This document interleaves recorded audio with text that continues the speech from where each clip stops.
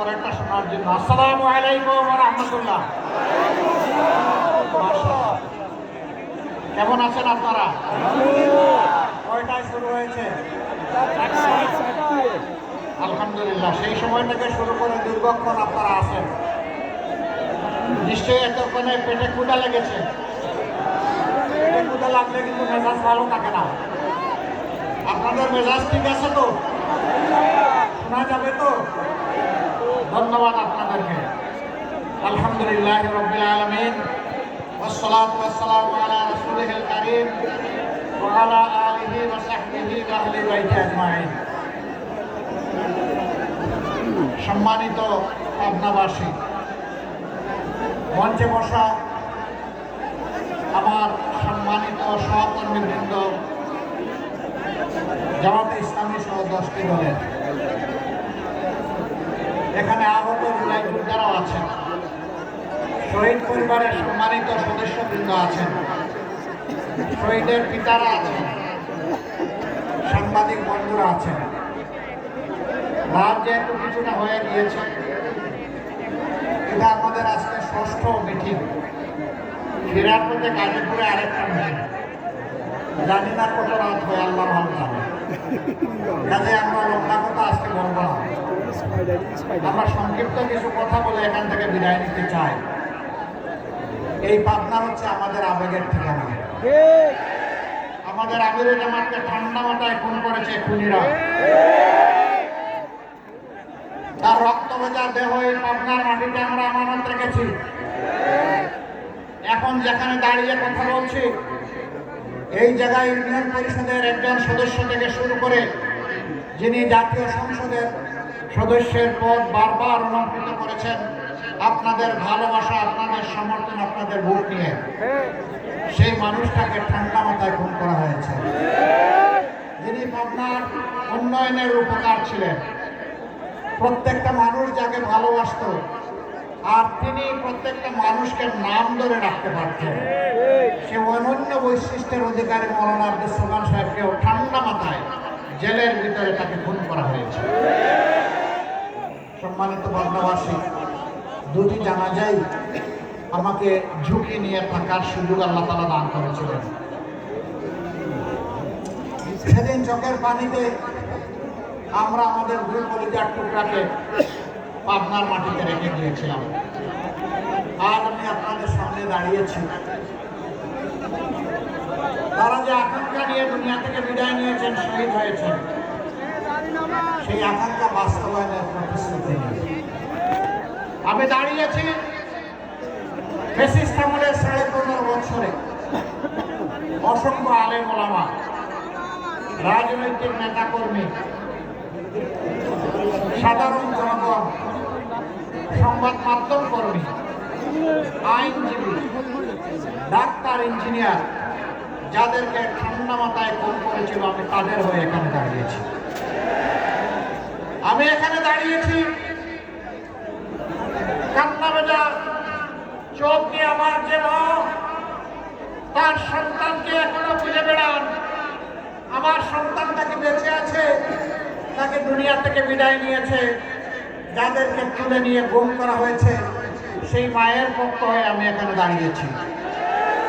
আমি এখানে দাঁড়িয়েছি আমার সেই বোনের পক্ষে, যে যৌবনে তার স্বামী হারিয়ে কচি সন্তানদেরকে বুকে জড়িয়ে আজও কান্নাকাটি করে নিজের মনকে সান্ত্বনা দিতে পারে না। আমি আমার সেই বোনটির পক্ষে এখানে দাঁড়িয়েছি। আমি এখানে দাঁড়িয়েছি সেই অবুঝ এতিম সন্তানদের পক্ষে, যাদের বাবাকে তাদের বুক থেকে নিয়ে খুন করা হয়েছে, গুম করা হয়েছে, যাদের হদিস এখনো তারা জানে না বাবা তাদের বেঁচে আছে নাকি দুনিয়া থেকে বিদায় নিয়েছে। আমি সেই অবুঝ শিশুদের পক্ষে এখানে দাঁড়িয়েছি।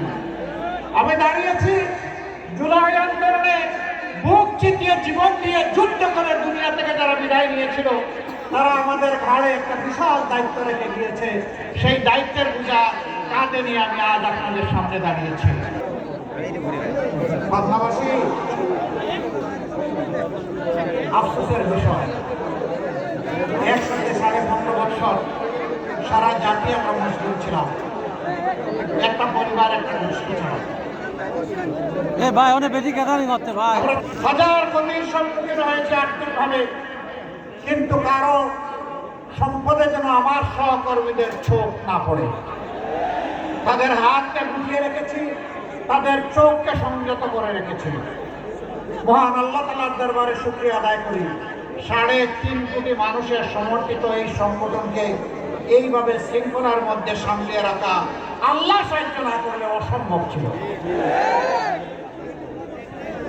56,000 বর্গ মাইলের বাংলাদেশে কোথাও বাংলাদেশের জনগণ বলে না জামাতের নেতাকর্মীরা চাঁদাবাজ। বাংলাদেশের জনগণ বলে না জামাতের নেতাকর্মীরা মামলাবাজ। বাংলাদেশের জনগণ বলে না এরা দখলবাজ। বরঞ্চ বিপদের দিনে বাংলাদেশের জনগণ দেখেছে হাজার বিপদ বুকে চেপে নিয়ে আমরা জনগণের পাশে থাকার চেষ্টা করেছি। আমরা জুলাই শহীদদের পরিবারে গিয়ে পৌঁছে গিয়ে তাদেরকে সান্ত্বনা দিয়েছি আর বলেছি আপনারা আমরা এখন এক পরিবার। জুলাইয়ে নিহত শহীদ ভাইদের কারো কারো পরিবারের অবস্থা এমন তাদের চলার কোনো ব্যবস্থা নাই। আমরা বলেছি মহান আল্লাহর উপর ভরসা করে দায়িত্ব নিলাম, আমরা যেমন খাবো আপনারাও তেমন খাবেন। আমাদের সন্তানরা যেমন লেখাপড়া করবে আপনাদের সন্তানরাও লেখাপড়া করে মানুষ হবে। কেউ কেউ জিজ্ঞেস করেছেন এটা কতদিন। আমরা বলেছি সর্বকনিষ্ঠ সন্তানটি 25 বছর বয়স না হওয়া পর্যন্ত আমরা আপনাদের সাথে আছি। আমরা সরকারের কোনো ট্রেজারি তহবিল থেকে কোনো টাকা পাই না। এই আপনারা নিজেদের কষ্টের হালাল রুজির মধ্য থেকে হাত বাড়িয়ে আপনারা বলেছেন আমাদের কষ্ট পিছনে থাক, জনগণের কষ্টকে আমরা দূর করতে চাই। 15.5 বছর আমাদের উপর কি তাণ্ডব চালানো হয়েছে আপনারা জানেন। এক এক করে 11 জন শীর্ষ নেতাকে খুন করা হয়েছে। আল্লাহ তাদেরকে শহীদ হিসাবে কবুল করুন। একমাত্র ব্যক্তি যাকে আমরা ফেরত পেয়েছি আমাদের ভাই, আমাদের নেতা জনাব এটিএম আজহারুল ইসলাম। আর সবাইকে খুন করা হয়েছে। কাকে দেওয়া হয়েছে ফাঁসি, আর কাউকে জেলের ভিতরে মৃত্যুর দিকে ঠেলে দেওয়া হয়েছে। 1000-এর ঊর্ধ্বে সহকর্মীকে খুন করা হয়েছে, তাদেরকে বিচারের মুখ দেখতে দেওয়া হয়নি। 700-র মতো সহকর্মীকে গুম করা হয়েছে, তাদের 8 জন এখনো ফিরে আসেনি। আমাদের অফিসগুলো সব একদম শাটডাউন করে ফেলা হয়েছিল। 13.5 বছর 1 মিনিটের জন্য আমরা অফিসে ঢুকতে পারি নাই। আমাদের নিবন্ধন কেড়ে নেওয়া হয়েছে, আমাদের প্রতীক ছিনতাই করা হয়েছে, আমাদের দলকে নিষিদ্ধ করা হয়েছে, আমাদের নেতৃবৃন্দের বাড়িঘরকে বুলডোজার দিয়ে ভেঙে গুঁড়া করে দেওয়া হয়েছে। সব কষ্ট বুকে চেপে আমাদের তরুণদের নেতৃত্বে যখন আগস্টের বিপ্লব সম্পন্ন হলো, আমরা তখন সেজদায় পড়ে গেলাম। ও আল্লাহ, তুমি না বলেছ ফাসাব্বিহ বিহামদি রাব্বিকা ওয়াস্তাগফির, আমরা তোমার প্রশংসা করছি। হে আল্লাহ, আমরা তোমার পবিত্রতা ঘোষণা করছি আর নিজেদের দুর্বলতা ত্রুটি বিচ্ছুতির জন্য তোমার কাছে ক্ষমা প্রার্থনা করছি। আইনের আশ্রয় নেন, আমরা তাদেরকে সর্বাত্মক সহযোগিতা করব। কিন্তু সাবধান করে দিয়েছিলাম কাউকে মিথ্যা মামলার আসামি বানাবেন না। একটা নিরপরাধ মানুষকে আপনার মামলার আসামি বানাবেন না। যদি বানান আল্লাহর দরবারে দায়ী থাকবেন, জামাতে ইসলামী আপনাদের সাথে থাকবে না। আপনারা শুনে খুশি হবেন, আমাদের 8টা মামলা এমন আছে আসামি মাত্র 1 জন। আমরা দ্বিতীয়জন দোষী খুঁজে পাই নাই, দ্বিতীয় আরেকটা নাম দিব কিভাবে? কিন্তু সেই আমাদেরই পাশাপাশি অনেকে মামলা করেছে, একই মামলায় 800-900 আসামি। হয় না এই ধরনের মামলা? সাধারণ মানুষকে হয়রান করা হয়েছে, দখল করেছে। তো আপনি আমার নাম বলবেন কেন? সম্মানিত ভাইয়েরা, এটা ভালো লক্ষণ নয়। তাহলে 15.5 বছরের দুঃখ দেখে আপনি যে মজলুম হলেন, নির্যাতিত হলেন, এখান থেকে শিক্ষা আপনি কি নিলেন? কেন আপনি মজলুম হয়ে এখন জালিমের ভূমিকা অবতীর্ণ হবেন? মজলুম তো মজলুমের দুঃখ বোঝার কথা, আমরা চেষ্টা করছি সেই দুঃখগুলো বোঝার, দুঃখ বুঝানো, মানুষের পাশে থাকা।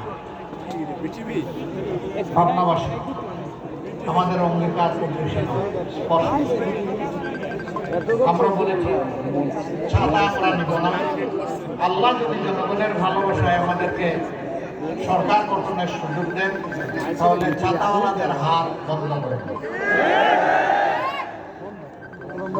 দুর্নীতি আমরা করব না এবং দুর্নীতিকে আমরা প্রশ্রয় দেব।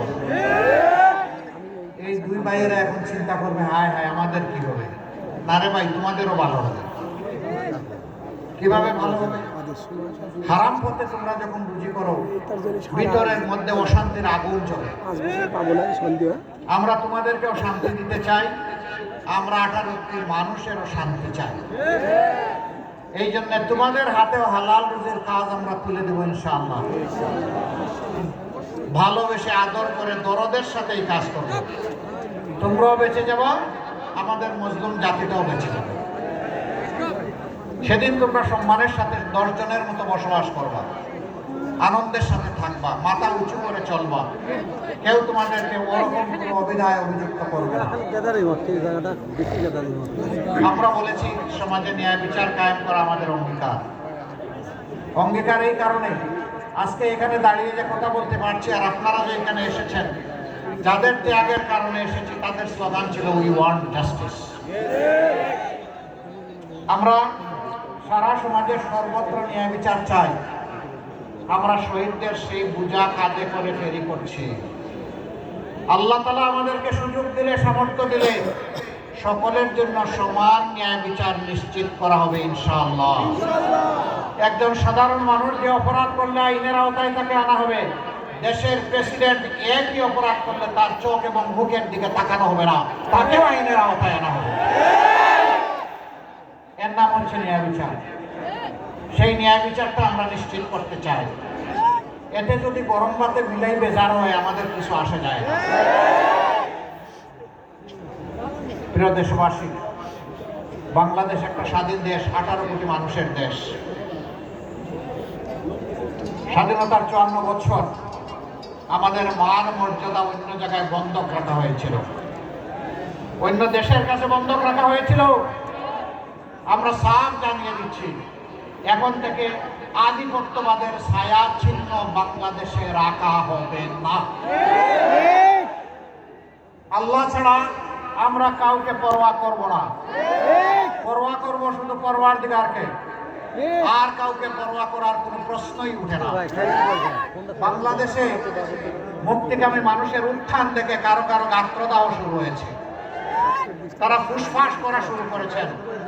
তাদেরকে পরিষ্কার করুন, ভাই বন্ধু হয়ে থাকো, ভাই হয়ে থাকো, আমাদের যে প্রতিবেশী হয়ে থাকো। আমরা তোমাদের কোনো আভ্যন্তরীণ ব্যাপারে নাক গলাতে চাই না। মেহেরবানি করে আমাদেরও আভ্যন্তরীণ ব্যাপারে আপনারা নাক গলাতে আসবেন না। অনেক গলিয়েছেন, সর্দিটা এখন সামলান, এখন নাকটা একটু পরিষ্কার রাখেন। প্রিয় পাবনাবাসী, এই সব কিছুর জন্য একটা পরিবর্তন দরকার। বস্তা পচা রাজনীতিকে বলা দরকার তোমাকে লাল কার্ড। আপনারা পাবনা থেকে লাল কার্ড দেখাতে পারবেন? মুবারকবাদ। এর জন্য প্রয়োজন একটা অর্থবহ সংস্কার। সংস্কারের প্রস্তাবনা পাশ করার জন্য হবে গণভোট একই দিনে। সুতরাং আমাদের প্রথম ভোটটা হবে ইনশাআল্লাহ গণভোটে হা। গণভোটে কি বলবেন? আরো জোরে বলেন, কি বলবেন? আপনার প্রত্যেকটি ব্যক্তিকে হা বলার জন্য উৎসাহিত করবেন। গণভোটে হা বলা মানে হচ্ছে আজাদি, না বলা মানে হচ্ছে গোলামি। আমরা আজাদি চাই না গোলামি চাই? অতএব হা ভোট হবে আজাদির পক্ষে ইনশাআল্লাহ। দ্বিতীয় ভোটটা হবে সরকার গঠনের জন্য। হা ভোট যদি জয়ী হয়, সরকার গঠন সফল হবে ইনশাআল্লাহ। আর হা ভোট যদি কোনো কারণে আল্লাহ না করুন পরাজিত হয়, সরকার গঠন করে কিছুই হবে না। ওই আবার ফেসিবাদ, আমরা সেই ফেসিবাদ চাই না। আমরা একা নই, এই দেশের শাসন ব্যবস্থা হাতে নিয়ে আমরা মজা লুটতে চাই না। আমরা এটাকে মজা লুটার কোনো ইন্ডাস্ট্রিও মনে করি না, বরঞ্চ এটা দায়িত্বের গুরুভার বোঝা। সেই বুঝে আমরা 10 মিলে একসাথে বহন করতে চাই। এই জন্য আমরা 10টা দল আল্লাহর পর ভরসা করে ঐক্যবদ্ধ হয়েছি। এই 10 দল মানেই বাংলাদেশ। আপনারা প্রিয় বাংলাদেশের পক্ষে শক্ত অবস্থান নেবেন ইনশাআল্লাহ। শিওর নেবেন আপনারা ইনশাআল্লাহ। আলহামদুলিল্লাহ। 10 দলের মার্কা এক এক জায়গায় এক একটা হবে, কারণ আমরা কোনো দলকে আমাদের পেটে হজম করার পক্ষে নই। আমরা সবগুলা দলের প্রতি আমরা সম্মান দেখানোর পক্ষে। যেদিন থেকে আমরা এই ঐক্যের আলোচনা শুরু করেছি সেদিন থেকে আমরা বলেছি দলগুলা যার যার মার্কা নিয়ে নির্বাচন করবে ইনশাআল্লাহ। কিন্তু এখানে মনে করেন শাপলাকলি দিয়েছি, ওই আপনার পাল্লাটা এখানে শাপলাকলিতে ঢুকে যাবে, এখানে রিক্সাও ঢুকে যাবে, বড়িও ঢুকে যাবে, ফুলকপিও ঢুকে যাবে, ছাতা ঢুকে যাবে, যতগুলো মার্কা আছে সব এখানে এসে হাজির হয়ে যাবে। আমরা সবাই এক, 10টা মানুষের 20টা হাত এক হয়ে গেছে। এখন এই এক মার্কার পক্ষে আমরা লড়ে যাব ইনশাআল্লাহ। সব জেলায় অবশ্য বিভিন্ন দলের প্রার্থী নাই, বেশিরভাগ জায়গায় জামাত ইসলামের প্রার্থী আছে। আমরা আমাদের শরীফ ভাইদেরকে কৃতজ্ঞতা জানাই, ধন্যবাদ জানাই। আমরা কারো উপর কিছু চাপিয়ে দেইনি, সবাইকে সম্মান করার চেষ্টা করেছি পরস্পরের পক্ষ থেকে। এটাই আমাদের মর্যাদা। সম্মানিত ভাইরা, ইনসাফের প্রতীক দাঁড়িপাল্লা, এইটাও গায়েব করা হয়েছিল, কারণ যারা বাংলাদেশে ইনসাফ দেখতে চায় না তারা নির্বাচনে ইনসাফের প্রতীককে সহ্য করবে কিভাবে? এই জন্য আমাদের প্রতীকটা খেয়ে পেটে হজম করতে চেয়েছিল, বাট ওটা হজম হয়ে নাই, ওটা বমি হয়ে বদহজম হয়ে বের হয়ে চলে আসছে। এটা হজম করা যাবে না ইনশাআল্লাহ। আমি এখন পাবনার আসনগুলোতে আপনাদের খেদমতে আমরা যাদেরকে পেশ করছি তাদের পরিচয় করে দেব। তার আগে একটি কথা আমি আগেই বলেছি, আমাদের কলিজার টুকরা, আমাদের কলিজাই ধরেন, টুকরা কেন, পুরা কলিজা, 2 জনকে আপনাদের কাছে আমানত রেখেছি। পাবনাবাসী, যদি তাদের সম্মানে, মানবতার সম্মানে আপনারা যদি আমাদেরকে বিজয়ী করেন, তাহলে আমাদের সর্বশক্তি দিয়ে, সকল আবেগ দিয়ে পাবনাবাসীর ন্যায্য সকল প্রয়োজন পূরণ করতে আমরা তৎপর। আমরা ওয়াদাবদ্ধ, আমরা প্রতিশ্রুতিবদ্ধ। আমাদের কাছে যেতে হবে, আমরা খুঁজে খুঁজে আপনাদের দুয়ারে আসব। আপনারা কি সেই ভালোবাসাটুকু আমাদেরকে উপহার দেবেন ইনশাআল্লাহ? রাত অনেক হয়েছে, আর বিরক্ত করব না।